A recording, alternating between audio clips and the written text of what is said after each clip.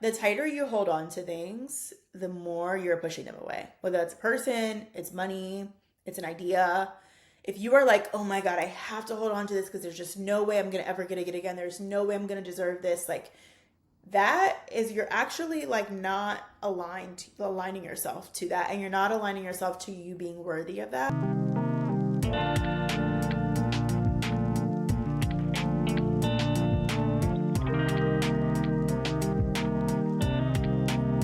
Welcome back to another episode of Let's Have Breakfast. I'm your host, Jadena Liz, and I'm so excited for the guest we have on today. Her name is personally Rachel. She is someone I admire. I followed her online for a few years, and I'm so excited to bring this conversation to us today. Rachel Gordon, also known as personally Rachel, is originally from Philadelphia. She's in her 30s, and she's thoughtfully building a life that reflects both ambition and ease, where a high-impact career, creative expression, and personal milestones exist in harmony. She leads advertising partnerships at Uber, overseeing multimillion-dollar global relationships and shaping how brands connect with audiences at scale. Alongside her corporate work, Rachel shares a curated view into her life, spanning career growth, financial independence, beauty, home, and wedding planning. She's committed to building a life she loves and supporting every woman doing the same along the way. Rachel, it is so great to have you on. I'm so excited for this conversation. I'm so inspired by the content you create, and I feel like it's just like motivating me to get my life together. Before we get into everything, please tell the people a little bit more about yourself. Yeah, definitely. So I am Rachel. I am chronically online as personally Rachel. That is just like an old name that has stuck with me since college. Um, I am a multi hyphenate. I always tell people I've lived so many lives. It's crazy. And I'm only 31 to be next month. Um, but yeah, I am by day, I work in tech, in advertising, sales, and partnerships, which is pretty cool. And all the rest of the time, I'm creating content and I am kind of using my creative brain.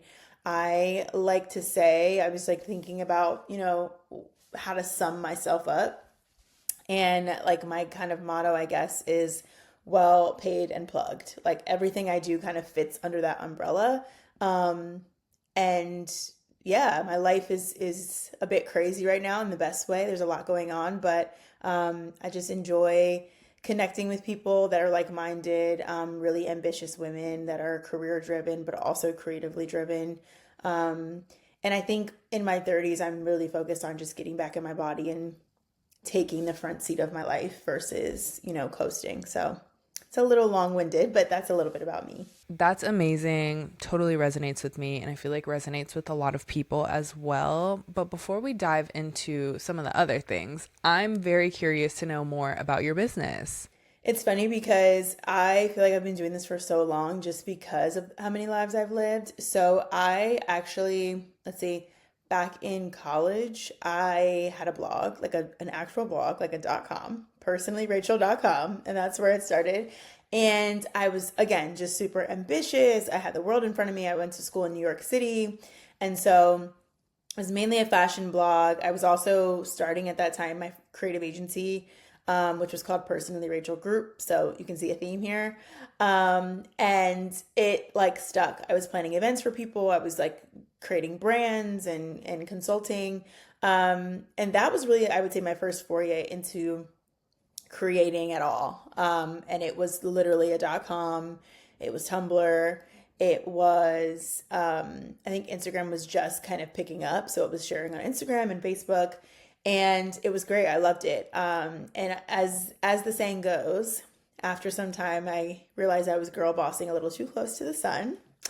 And I burnt myself out. And so I just took a back seat and just lived my life. And I was in LA after college. And I kind of got the bug again to start creating. And I think I had enjoyed, to be honest, like taking a back seat on socials and just being like, I'm gonna post and then go ghost. Like that was like I really enjoyed not really knowing what I had going on for a couple of years. And I would say around like post COVID, I was like, okay, I can kind of start coming back around.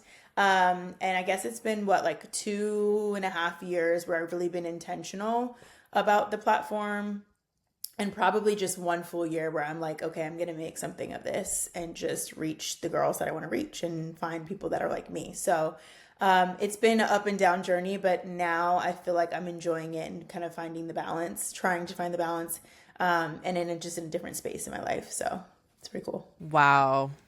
Wow. That is truly amazing. Knowing what you know now and having those experiences kind of shape you, I'm curious to know how has that shaped your perception of having balance and what balance means to you? You know, it, so it was the Glossier, it was the girl boss, it was the nasty gal era, like all of that was going on. Everything was pink, millennial pink. And I just had such the bug. Like I drank the Kool-Aid and it was great. Like I had the creative agency was never something I necessarily thought I was going to do.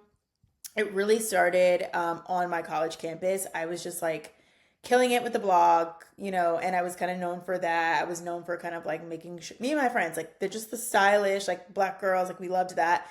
And I was majoring in public relations, so my brain was just in it. And I quite literally, before I even had my first class, I already had my first internship. I was heading to the city to work. So started in fashion PR, and I was just like, okay, oh my God, like I love all this. And it was very like, again, just of the times. I was inspired by Lauren Conrad. I just knew what I wanted to do. And so I think it came to a point where that we had a lot of entrepreneurial minded folks on the campus, and we had like I had friends that were aspiring rappers. I had friends who were aspiring designers and planning the fashion shows for the black orgs, those kinds of things.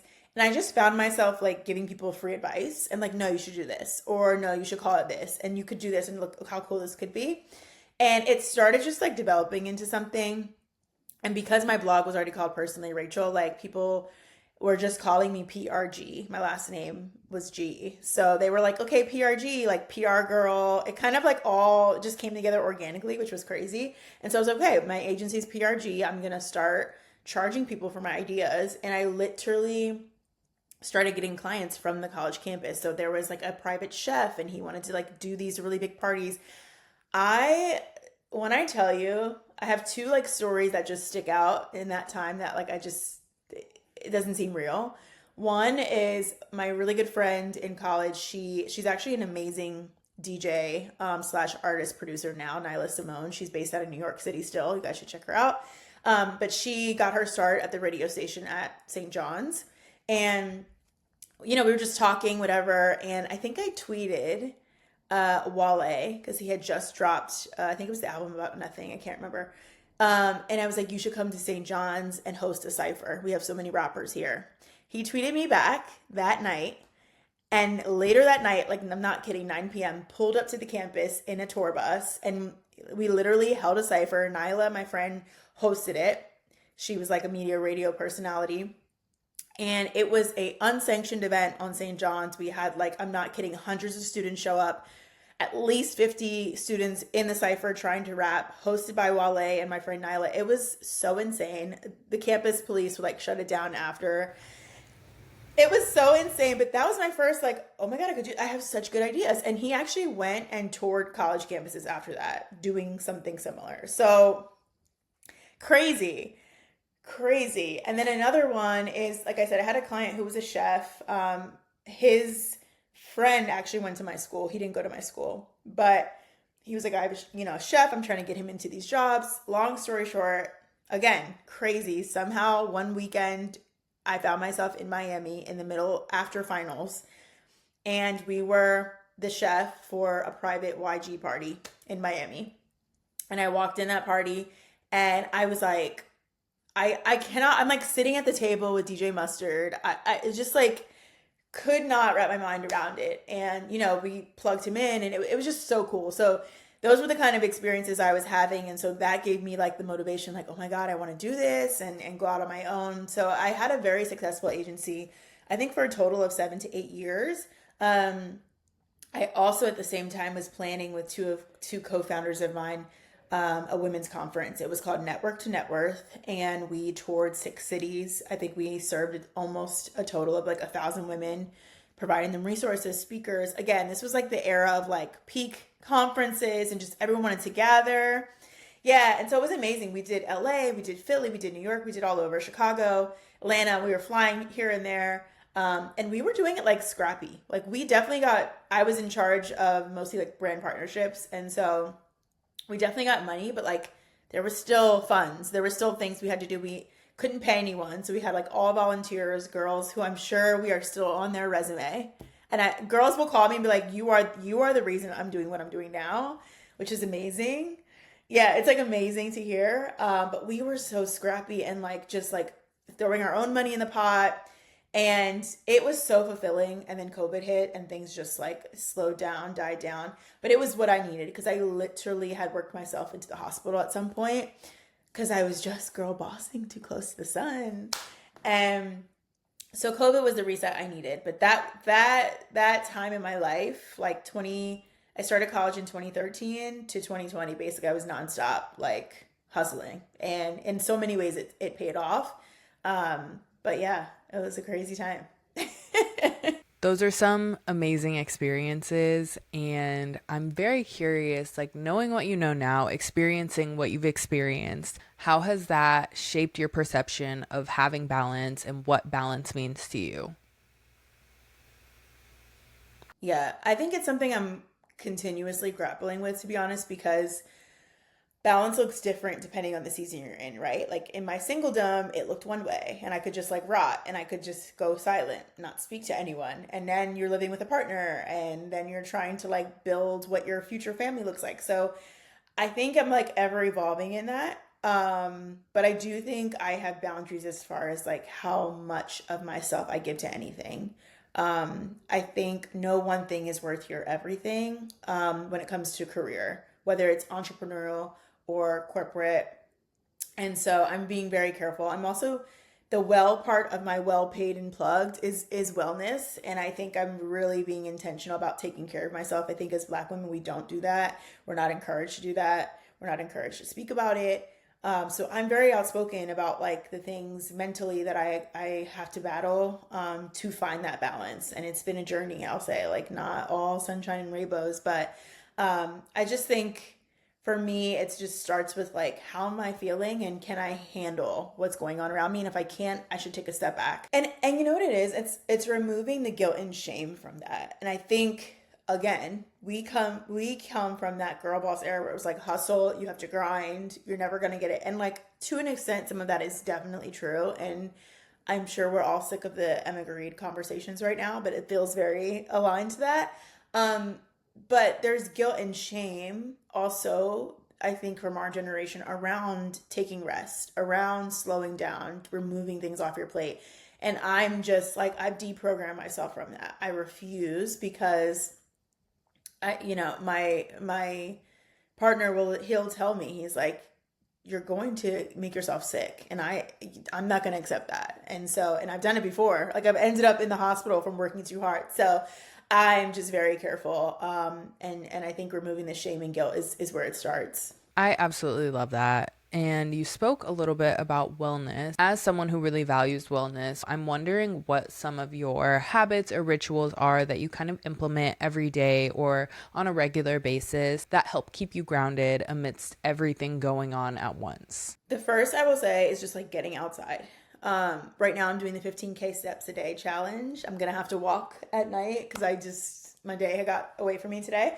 But I have been very grounded by just getting outside, even if it's not sunny, which is preferred. But like just getting outside, it is super grounding. Just something about the fresh air on your face, and walking, is clinically proven to boost your mood, boost your metabolism, all the things. So that's definitely a part of it. And then I would say for me, I found a lot of joy in like classes, and I know that's trending right now. It's great, but like there was a time where I was kind of only doing gym, and I do like going to the gym, but I do like kind of just having the instruction, having the structure. So that's been great. And then the community that comes along with it, the people that I've met at the studios I go to here have just been really amazing. And so those are things that I do. And then I think kind of on the other side of that is just really finding whatever works for you. Like I think we get inundated with a lot of information when it comes to like supplements and things like that. And I take that very seriously. I have seen both like a traditional doctor, I've seen a functional medicine doctor, and just talking to them about like where my levels are, what do I actually need, what brands make sense. Because if you guys don't know, the FDA does not review supplements. So you need to do your own homework, third party test it. Like those things are important. Never buy them on Amazon. Like there's so many things. But yeah, I am big on just like knowing what should be in my body and like what works for me. And I notice when I don't do it, like black women are tend to be the most vitamin D deficient, and that is directly correlated to our mood and our patience and our tolerance and our happiness levels. And so those are just like things that if you're not talking about it, you don't know. And so I like continuously like bring that up in conversation. So those are kind of the things that I try to prioritize. I absolutely love that you said something about vitamins, and I think that is so extremely important. I actually participated in a program a while ago, like it was 2 or 3 years ago, where it was just like a holistic wellness program. They did our blood panels, they like told us what we were deficient in, and so they gave us those supplements to kind of help our system and like help regulate us and all of those things. And so I think like vitamins are almost more important than you even know. And like even too within that program, I still have a really good relationship. Like my sister is very involved in it, and that's actually how I found out I had a gluten allergy. And so I think like they just kind of went through my blood panel in a way that a doctor may not have, and like pointed out some of the deficiencies that maybe wouldn't ring like alarms for a traditional doctor versus like a holistic health practitioner who's really looking out for some of these things that can kind of help. And I think it's really helpful to kind of have that education. And I love that you brought up that clinical side of some of the activities that you participate in. Like it's deeper than just like, oh, I want to look good, I want to feel good. Like it is helping you from the inside out. And I think that's really important. So I love that you're doing that. Yeah, it really is. And I'll say too that like a lot of times people are like, okay, I'm gonna go get my panels checked or my blood work checked, and they'll go to the doctor. And that regular blood work is not actually the thing that tells you what you need to know. Like you have to know what to ask for. And again, it's just like having access to the information to even know that you have to kind of take it a step further and push for that was something that really caught me off guard. I was like, wait, you telling me the blood work I've been getting all these years of my life is not actually telling me the full story. And so I found that very interesting. And again, like I just shot that from the rooftops, like go the extra mile, ask for everything, ask for your hormonal panels. You need to know what your lipid is. Like there's just, it's a lot. It's a lot.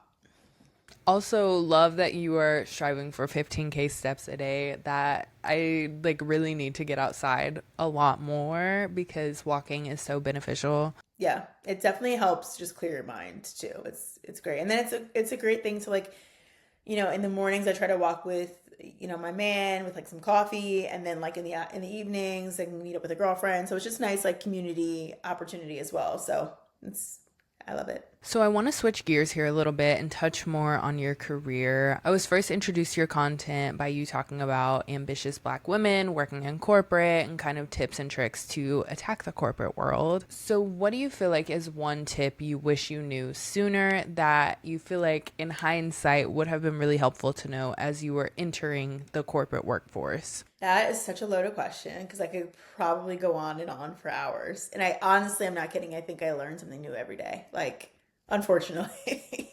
If I had to sum it up though, I would say being the best at what you do and working really hard is not going to be enough if you want to scale.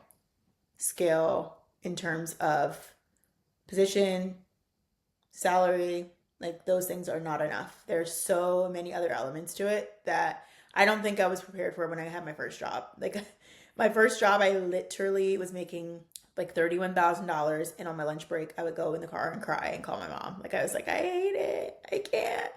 And so yeah, I think it's hard too. I think there's a couple things. It's hard because I'm like a type A overachiever. School's always been easy for me. I had so many like cool entrepreneurship. So I thought when I got into corporate, like I'm gonna smash this. It's gonna be so easy.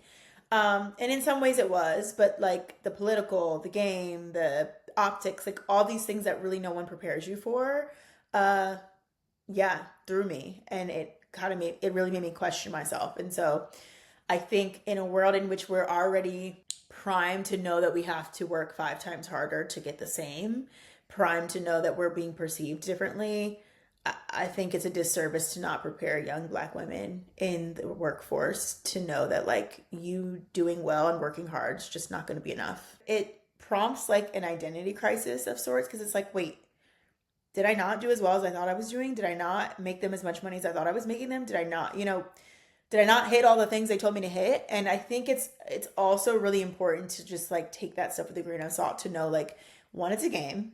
Okay, there's a bigger things at play. And a lot of times, like, you have to be open to feedback. You have to be open to constructive criticism. I think you have to take that stuff with a grain of salt to know that, like, sometimes they're just saying things to cover their butt. They're just saying things because they need to make sure that they have a paper trail that, yeah, we gave her feedback and that's why she didn't get promoted. So I think it's important to stay grounded. And I think this is one of the tips I've shared previously is to know your own value system. Like what's important to you at this job, what's important to you in your own career.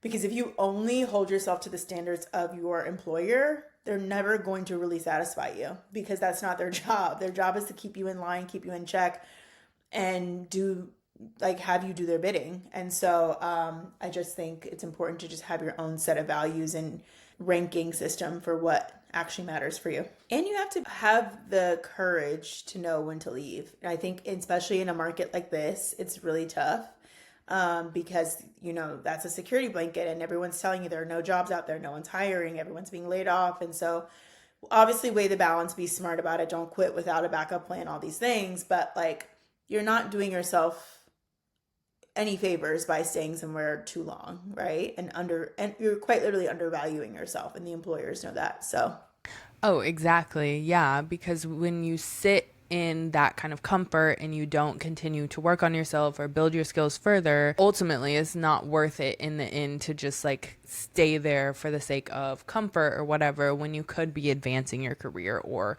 kind of taking yourself further. exactly. Exactly. So you have worked in careers where you are jet setting, you get to go a bunch of different places. And so I'm wondering if there's any place on that list that you visited for work travel that you like now hold near and dear to your heart because of all of the memories or experiences that it's brought you. I'll say London, just I go a lot. I have clients there. I really like London. I know it gets a bad rep because of like the gray of it all. But I really love it. It's a shopper's dream. And I'm definitely a shopaholic, but I would just say I feel like that was the first place I went and really owned the room from a global perspective. And so for that reason it has, a special place in my heart. And I think like anytime I just go over there, I try to kind of like piggyback things on there. So I have a lot of memories tied to like I killed a work, JBP meeting top to top, and then I like jetted off to Italy and had an amazing vacation. So I think like for me, I just hold that near and dear, and I love going there. With that said, with all of the traveling you're doing, is there any three like essential items that you feel like you specifically need in your travel bag to be successful or feel like your best self? So I have a medicine pouch. It has everything from vitamin C pouches, like liquid, to nausea medicine, because I swear ever since I turned like 28, I'm nauseous all the time. Um, all of the things. So I have that. I always carry that in my carry-on.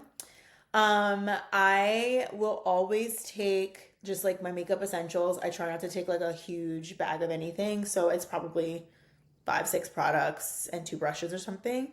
Um, and I think in UK, Europe, all of those places, like it's not as casual as the US. So the girls are not walking around in leggings. They're not walking around without something on their face. So you just don't want to be caught like that.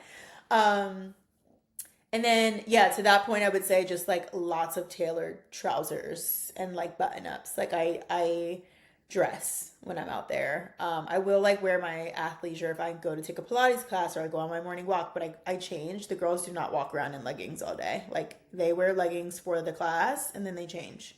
So that's what I would say. For those of you who are just being introduced to Personally Rachel for the first time, you have to know she has the most beautiful, gorgeous red Birkin, and I have to know the story of how you got this in your hands and just like the experience of owning a Birkin. Yeah, that's it's a good one. So same thing. Always been on my Pinterest board. I don't want to hear the girls that like you want a Birkin. So I'm like, I don't care. Yeah, I want a Birkin. Sorry. I was raised by girlfriends. I was raised by anyway. Yes, we want a Birkin. And to be honest, I just kind of always thought like it's out of reach. I won't be able to do it for such a long time, these things.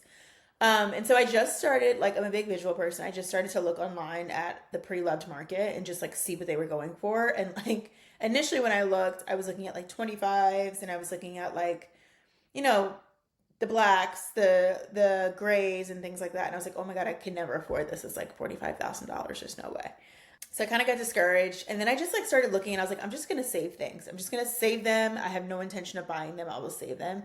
And I came across one day, I think it was actually on Revolve, a pre-loved red one. And I was like, oh my God, I love this. And like, it's not a normal color. And initially I was like, is this going to be a bad investment?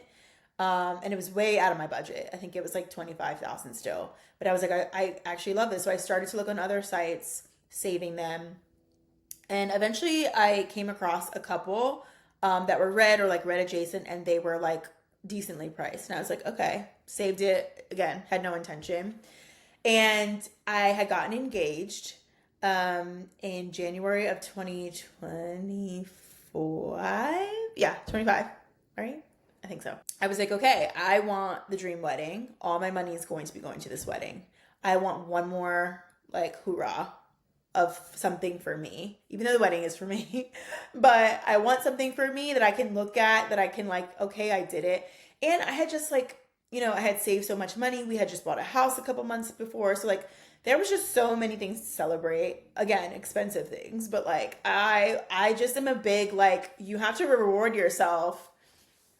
Yes, like I'm a Taurus, so I'm like I am gonna treat myself. I'm gonna commemorate this moment in my life. Like I want it. So I talked to my fiance at the time and I was like, do I do it? What do you think? Like, this is a big purchase. We're engaged now. Like, do I do it? And he was like, do it. Like, whatever. So I waited till bonus time came around. I didn't want to like charge it and just not have it. And I just pulled the trigger and I was like so nervous I was going to regret it. I was like, let me just like sit with it a couple days in case I need to return it. And it came and I fell in love. And I have no regrets. I think she's the perfect size. She's a B35. And I highly recommend it for the girls who are planning to like use their bag because it's great as a carry-on. I can literally fit my laptop in it still, and fit all the things, but it also doesn't feel weird if I'm running around with errands with it. It's like the perfect in between. So yeah, I love her. I do not regret it. She's definitely an investment piece. And I honestly got a really good price on the secondhand market. So, that's my Birkin story. I love her. I'm so pro treat yourself, get the thing, like money comes back, which I know sometimes people are, about the mindset, but it definitely is something where it's like you have one life to live, so treat yourself. And I think too, like my philosophy on money is like in anything. I learned this. This is like the deep work I did in therapy in 2020. But the tighter you hold on to things, the more you're pushing them away. Whether it's a person, it's money, it's an idea. If you are like, oh my God, I have to hold on to this because there's just no way I'm gonna ever get it again. There's no way I'm gonna deserve this. Like that is you're actually like not aligning yourself to that, and you're not aligning yourself to you being worthy of that. And so that's the approach I tend to take with money is like it's just money. Like I really try to devalue it in my head. Obviously we need it, obviously we save it, we invest it, we do those things, we be smart, but I'm not going to like stress myself out too much about it because I just know that like it will always work out in my favor. So it's just money. It's coming back. Speaking of bridal, all things wedding, I'm very curious to know how your journey has been going, how things are kind of happening for you because you're having your wedding in Martha's Vineyard next year. So just would love to know how your wedding planning process has been going. Yeah, lots of money is on my mind. But it's exciting. Yeah, so we opted for like a longer engagement. He is in medical school, so we kind of wanted to like give him breathing room to like finish that, and not have to worry about things. So we are getting married in August of 2027, and I'm super excited. I think at this stage we're probably like 30% there. But I will say, like, super excited. It's starting to feel real now, and I think time is moving very quickly. By the time this comes out, it'll be out, so I guess I can share it. But we actually eloped a week ago. So we're officially married, which is great. Oh my gosh, congratulations. Thank you. Um, Yes, I love it it. was cool. We just did a very private elopement, just like siblings, parents, and my dad actually married us, which was super special. It was amazing. And so we got to like just be present in that moment, which I think was really important just because our lives move really quickly. He's in medical school, I'm doing all the things. And so it was just nice to take a beat. I was telling everyone I just have felt like I had an emotional hangover the last week and a half, trying to like come back down in the best way. But like it's just been a lot. So I can only imagine if that was happening at the big wedding. So I'm excited we did it this way, and now we can just like really just enjoy the party, and like we had the time with the family. So that's kind of where we are. I'm pretty sure we already mentioned this a little bit, but you are having your ceremony in Martha's Vineyard next summer. What like made you decide to go to Martha's Vineyard? Yeah, we are. Very special place. This has so much history. We chose that because we started going there with my best friend's family, who's been going for like over 30 years.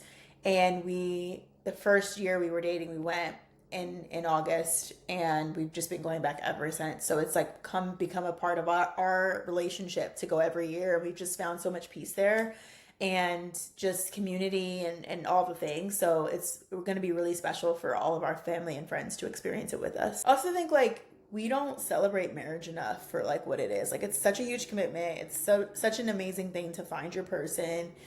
And I think in our culture and like our generation, when there's so many anti people, or there's so many like men versus women or this and that, and like I just think like I'm gonna celebrate the fact that we're doing this. Like it's a big deal, and especially being black, I love that I love that I get to experience that. So So, I've actually been noticing this trend among kind of like the bridal industry as a whole. At least me and my friends are kind of doing it, and like you're doing it, just like having this longer engagement.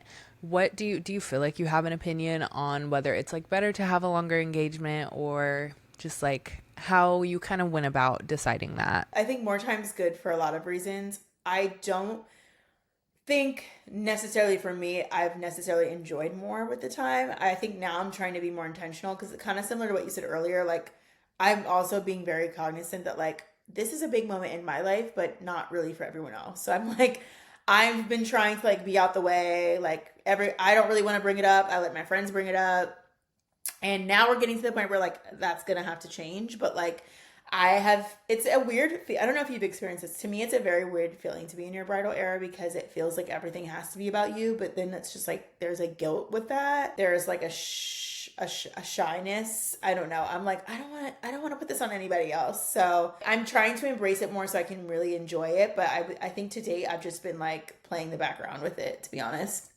Oh, I totally understand. It definitely is like a thing where I need help, and like maybe I'm going to reach out, or like I'm sending you information about what's going on, but it gets to be, transitioning a little bit into some of the other things you do, because you are a busy woman and you are also a content creator, and you are a very consistent content creator. I can always count on you being in my feed. I'm curious to know, as you are showing up authentically and consistently online, how you are balancing all of that with everything else going on in your life. It's probably not as together as maybe it seems. I would say for me, my motto is that everything is content because I'm showing my real life. I'm not putting on. I'm not. And my husband will say this all the time. He's like, I don't know how you're so consistent. I'm like, I just put up the like I just obviously some things I'm thinking out. If I have a campaign with a partner, that's different. But like I'm really just showing what I would be doing anyway. So I think for me that has helped me and empowered me not only to connect with people but just to be able to be consistent. Um, and I detached from the performance of it. That was very hard for me. I was like, oh my God, it's got 300 views. I got to take it down. I just like, forget about it. The algorithm's not real. It'll figure it out, whatever. So I think for that part of it, I just do what I do. Like, it's just going to be what it's going to be. I think for everything else, I'm still trying to figure it out.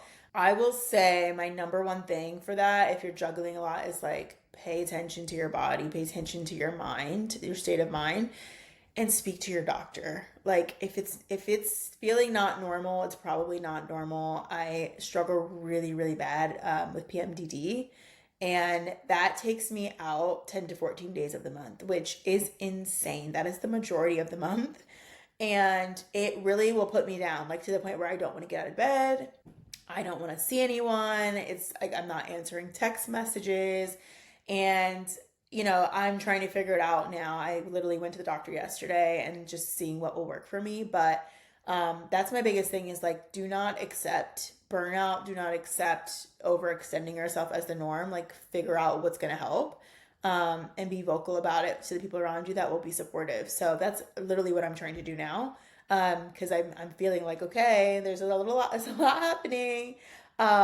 So I think it's just important to just be honest about where you are. That's the biggest thing. And to kind of wrap up here, what do you feel like is the biggest piece of advice you wish you knew earlier in life? I don't know if it's advice as much as it is like something I got that I wish everyone could get. And I literally, it's only top of mind because I literally expressed this a couple days ago. I have such a delusional confidence in my life about not just like myself, because we love her, obviously, but I like really feel truly in my heart that anything I want to do, I can do it. Like a personal goal, if I want to connect with some, like I just like really delusionally believe that truly. I credit it completely to my dad. And this is why to me, dads, especially black dads, are so important. My dad, like how he raised us, like I believe I am so good at everything. I believe like, and like, sure, sometimes there's a drawback, but I'm just like, I can literally have whatever I want. Like he showed me that like, that's who I am. And so, I credit that to him and just like going after building a business in college while I'm in school, like doing other things. I just think like that has gotten me so far. And I wish and hope for everyone that they have someone in their life that kind of really ingrains that in them. Because it's really gotten me through and upwards, I would say. So just that like self confidence and almost borderline delusion that whatever is in you is possible. Absolutely. And it's like it doesn't remove the work that has to be done for it, but like I think limiting beliefs in your mindset are definitely something that will hold you back. So if you can find someone around you to really push you and ingrain that in you and foster that in you, it's so important. Ugh, I love that so much. You have been so amazing. I think especially because here on Let's Have Breakfast, we are big believers in the vision board. We are makers of the vision boards every single year, every quarter, all the time. Like just seeing is believing. And so I love that you reiterated that. And I think it's really important as you are trying to build your dream life and working towards this end goal that you are doing it so intentionally. So I love everything you had to offer today. You dropped some amazing gems. So thank you so much for joining me on Let's Have Breakfast. Thank you for having me. It's been amazing. I'm so glad we could connect and meet officially. Oh, and before we go, tell the people where they can find you on social media. Yes, Instagram, YouTube, and TikTok at personally Rachel. It's pretty simple. And yeah, come have fun. Come hang out and chat and be inspired, hopefully, and inspire me.